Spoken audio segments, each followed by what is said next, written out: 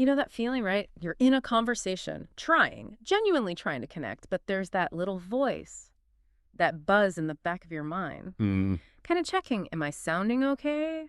Are they getting this? Am I performing or am I actually caring? It's tricky. It really is, Yeah. especially when you want something deeper than just, small talk. Exactly. So today we're doing a deep dive into precisely that. Our mission, really, using some fascinating sources, is to unpack what one text calls Nik Thut Kwantan Chantan. Which translates beautifully to the art of sincere care. Right. And this isn't just like basic tips. We're aiming for a shortcut here, getting you really informed on the thinking and the social stuff behind real connection. Some surprising facts, actually. Yeah, definitely surprising. We're going beyond the usual advice. Hmm. These sources, especially the art of sincere care, they really challenge how we think about interacting with people. Okay, so let's dive in. It starts with something super basic, something we all do. Mm-hmm. Think about when you see a group photo. First face you look for. Yeah. Guilty as charged. It's Mhm. always your own, isn't it? Almost always. And the sources point out, even your phone probably autocorrects to I more than anything else.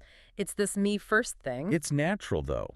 Psychologists talk about the spotlight effect, right? Mhm. We think people are noticing us way more than they actually are. Totally. But here's the catch. If we stay stuck in that what do they think of me loop, Uh-huh.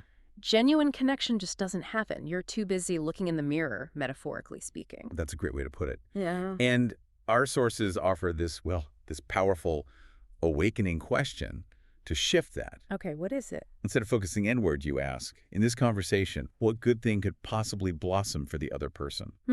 So flipping the focus entirely. Exactly. It's a conscious move, a deliberate shift away from just thinking about yourself. Okay, but I can practically hear some listeners thinking, hang on, in the real world, it's competitive, everyone's busy. Isn't that kind of naive? Just being nice if they don't give anything back. That's a fair question, a really valid concern. Yeah. Are you just setting yourself up? Well, the sources are clear on this. Mm-hmm. Genuine care isn't some kind of manipulation tactic. It's not a trick to get something. Okay. It's about fundamentally respecting the other person's dignity. Huh. Whether they reciprocate, that's up to them. That's their freedom. There's a but coming, I feel. Yes. The but is, what's fascinating, what the research often shows, is that sincerity does tend to invite sincerity. When you genuinely show interest, people often open up. Why? Like a safety signal. It lowers their defenses, basically. Yeah. They feel seen, not assessed. Right. Okay, this is where it gets really interesting then. Moving from theory to, how does this actually play out? Yeah, the examples are pretty compelling. Tell me about the magician. That one caught my eye. Yes. So this great magician, before he even stepped on stage, he'd have this internal mantra, I love my audience. Wow. Okay. I hope they like my tricks. No, exactly.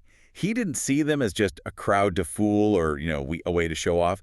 He saw them as people giving him the chance to do what he loved. So every move, every look Was infused with respect for them, not just a display of his skill. And the sources say the secret wasn't the tricks themselves. Not primarily. It was the tum long, the sincere heart behind it all. That genuine feeling, that authentic goodwill. Audiences pick up on that. It's more captivating than just technical skill. That resonates. And it's not just performers, right? There was the head of state example, too. Oh, that one's great. Yeah, walking past the kitchen staff. He didn't just nod. No, he'd use their names. Ask about, I think it was corn cakes in the example. Point out a bird outside the window. Little things. Tiny details. Tiny, spontaneous things that showed he saw them as individuals. And the result? Huge loyalty. Deep affection. It wasn't about grand policy. It was about those micro connections. And the bank employee. Remembering the client's son collected stamps. Yes. Such a minor detail. Not about the bank's products, not about interest rates, just stamps for his son. And that opened doors. Completely. Information, goodwill, things that endless sales pitches hadn't achieved. Because it showed he was listening to the person, not just the potential account balance. Okay, and then there's the really dramatic one, the business deal. Stuck for 10 years. 10 years. Yeah. Because the seller just kept talking about himself, his product, his company, me. Until Until he finally changed tack. He stopped selling and genuinely, respectfully asked the client for their advice about their industry. Whoa, he asked the client for advice. Yes, he valued their expertise over his own sales pitch. Total game changer. The client felt respected, seen as an expert. And placed the order. Voluntarily, no haggling, just like that. Yeah. Because the dynamic shifted from selling to them to learning from them. So pulling this together, it seems blindingly obvious when you lay it out like that. Shift from listen to me to let me really listen to you. And everything changes. The whole interaction feels different.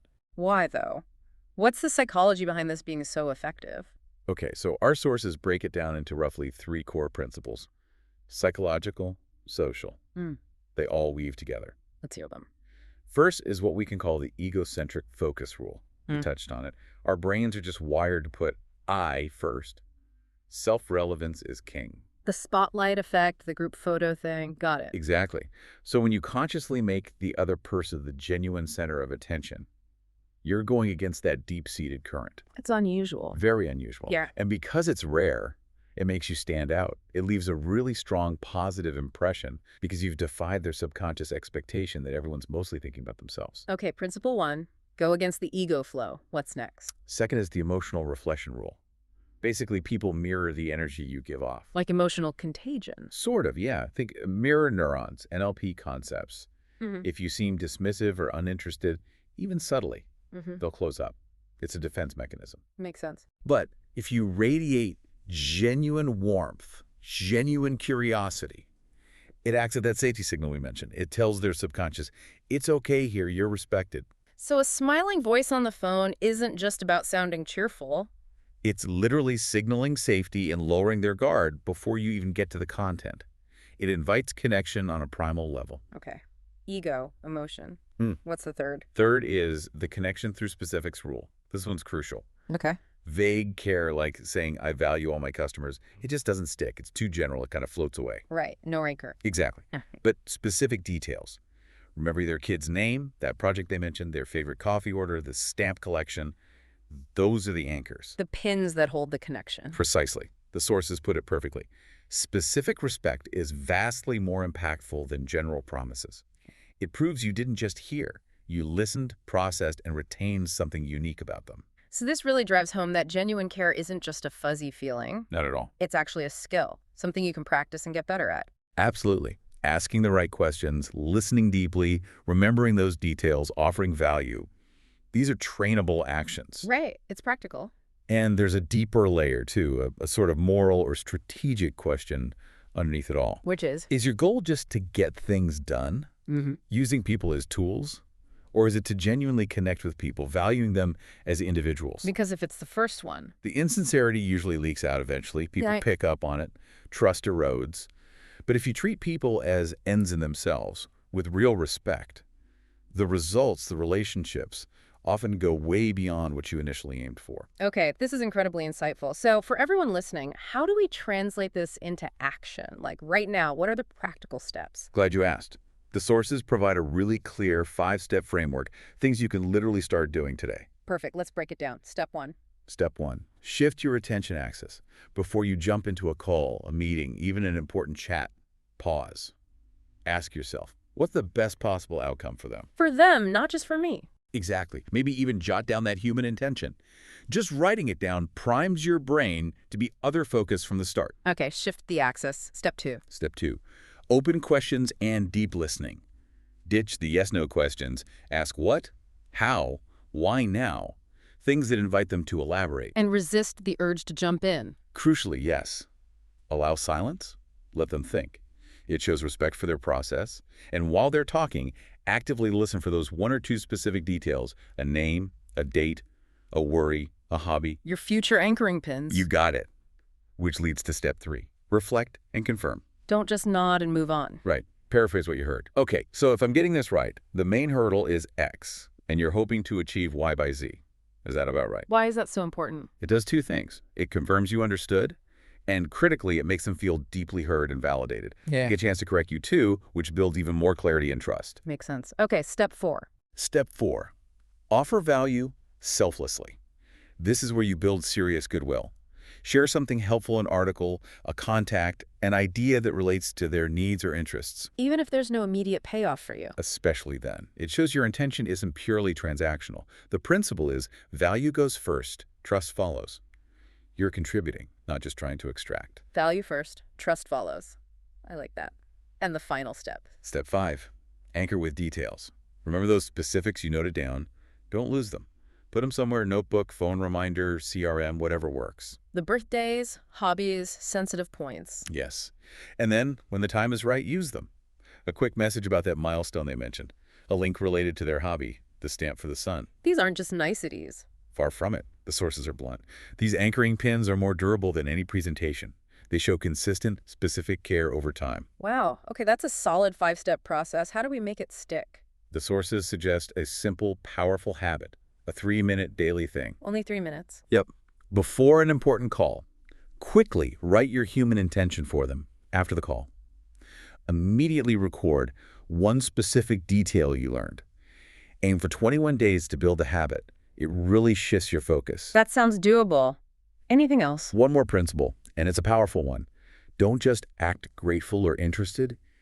Actively cultivate genuine gratitude. How do you mean? Before you interact with someone, take a breath and mentally think, thank you for being here.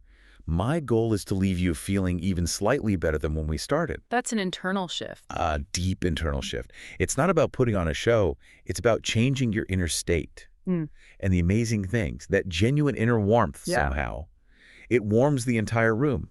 People feel it. It creates this positive, inviting energy. So wrapping this all up, this deep dive really shows that genuine care isn't just a soft skill or, a networking trick. Not at all. It's much deeper. It's more like a fundamental way of being, isn't it?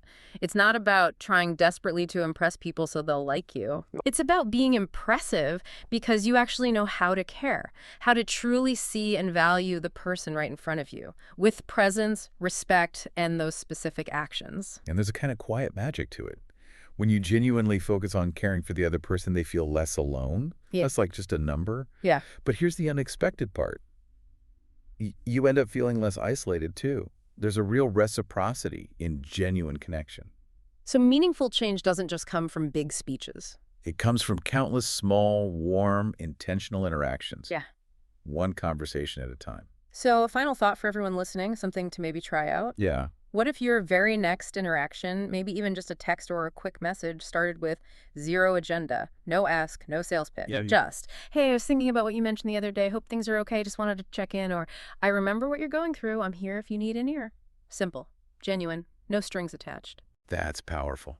If you want the world around you to feel a bit kinder, a bit more connected, start right there, your next conversation. Let the other person be the main character for a moment. And you be the one holding the lamp, making it warm enough for them to feel seen and maybe, just maybe, to shine a little brighter.